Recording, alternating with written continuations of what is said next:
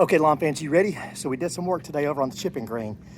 I'm gonna back up for you guys that hadn't been following me here in a little bit to let you know what's going on. But today we utilized a manual aerator. It's got two prongs on it. You push that down to the ground, about 2 cores, it'll pop up out of the top, you keep going.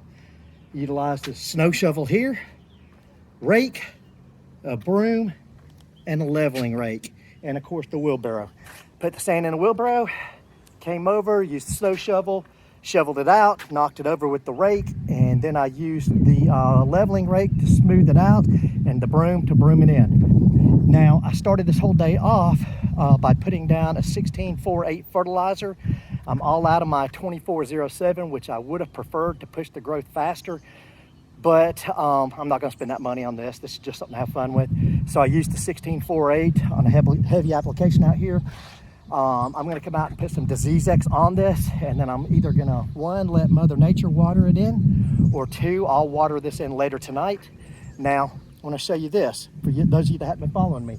I'm gonna lay an artificial turf mat over on my neighbor's driveway and be able to chip over here onto this chipping green.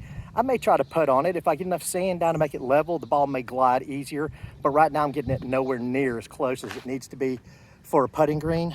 I'm also gonna do the same from over there, neighbor's driveway. I can put a mat down and chip over to here, or I can go back here to the far corner of my lot and chip over to here. So I may have 3 holes I get out of this thing.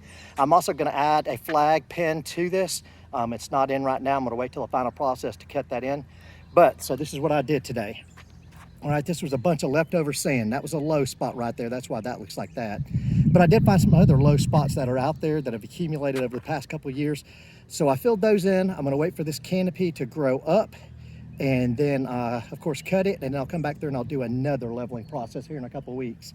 And then I'll probably end up doing it weekly after that. Just keeps bags of sand on from a big box store. But this is what it looks like right now. Get a good look there. And again, over here in this area where I'm pointing at, I'm gonna do some landscaping work on that to make that area a little more attractive. But other than that, I got some daylilies growing over there, tea olives, knockout roses, irises back there. And so it's gonna look pretty nice once I get a flag in there, if y'all have the imagination of what you think it may look like.